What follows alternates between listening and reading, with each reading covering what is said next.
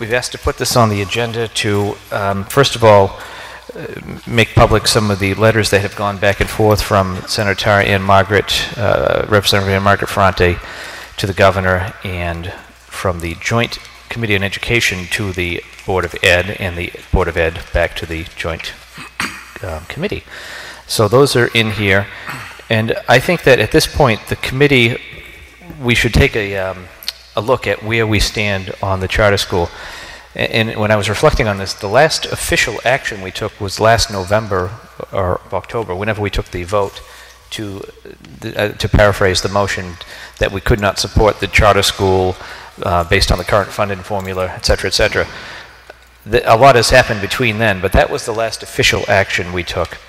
I think in light of where we stand, we, the city and the state of Massachusetts, the committee should take an official stand on where we go from here. My opinion is that we're in a holding pattern. There's nothing more that we can do. If private citizens are interested in taking up the torch, that's certainly their prerogative. Individual members certainly aren't restricted from doing anything like that.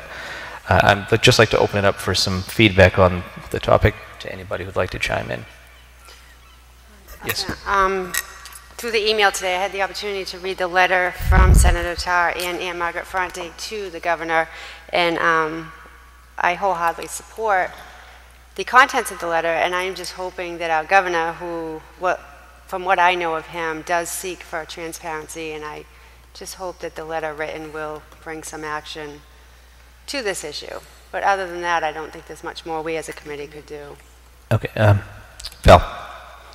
May I suggest that maybe the chair or the superintendent at least summarizes what these letters are, because there are so few people that had the privilege of reading them, and I think it would be helpful just to understand in a minute each to explain what each of these letters we're talking about.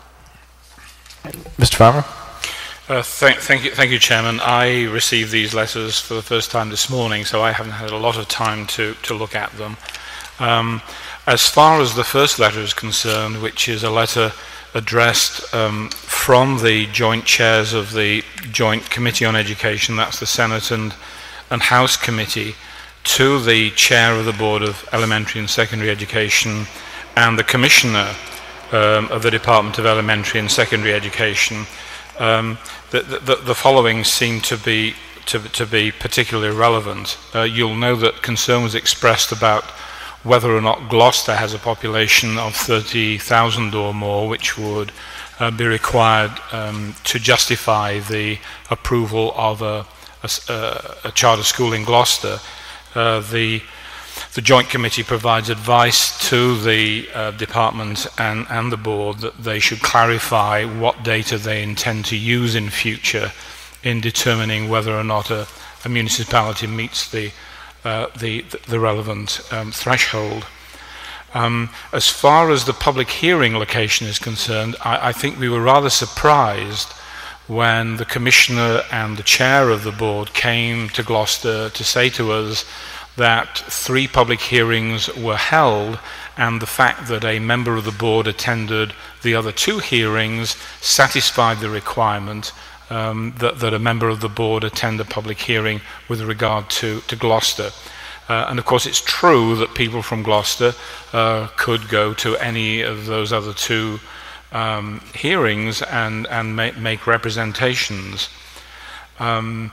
It's interesting that the Joint Committee say, and here I'm quoting, "We do not think it was adequate to hold a hearing in Worcester or Waltham for a proposed charter school in Gloucester. In our view, it is reasonable for the board to be required to hold a hearing locally so as many residents as possible have a meaningful opportunity to participate." That seems to me to be a very appropriate commentary on the behavior of the board and the department. The letter goes on to talk about the requirement of a board member to be attendance at such public hearings, and the letter suggests that the current regulation be modified to require, and here I quote, that a board member must attend the public hearing held in the affected school district or districts. So again, on a second point, the Joint Committee was endorsing the concerns that were being expressed by the Gloucester community. You'll recall that one of the issues raised was that in January, the Board of Education gave itself a waiver for not attending the public hearing held here in Gloucester on December 11th. And this letter says that decision concerns us, and there I quote, concerns us. That they do not take up the detailed legal question of whether or not they had authority to do so. But clearly the Joint Committee take the view that waiver should not have been proposed or approved. And here I quote again, that the waiver of a regulation, particularly after it may have been violated, creates the impression, if not the reality, that an approval process is unfair. And that I think is probably adequately reflects the feeling of many people in Gloucester who felt that the approval process was unfair.